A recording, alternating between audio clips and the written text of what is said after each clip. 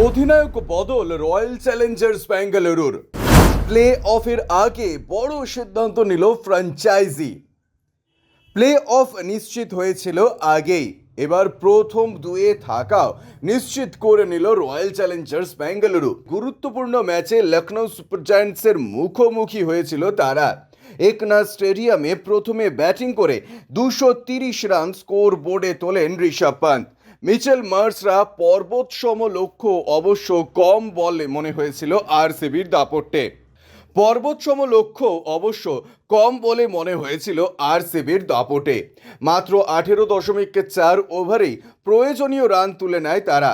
গতকালের জয়ের পর 14 ম্যাচে 19 পয়েন্ট হলো রয়্যাল চ্যালেঞ্জার্সের। পাঞ্জাব কিংসের সাথে তাদের পয়েন্ট সংখ্যা একই হলেও নেট রান রেটের থেকে খানিক পিছিয়ে থাকা 2 নম্বরে লিগ শেষ করল বিরাট কোহলিরা।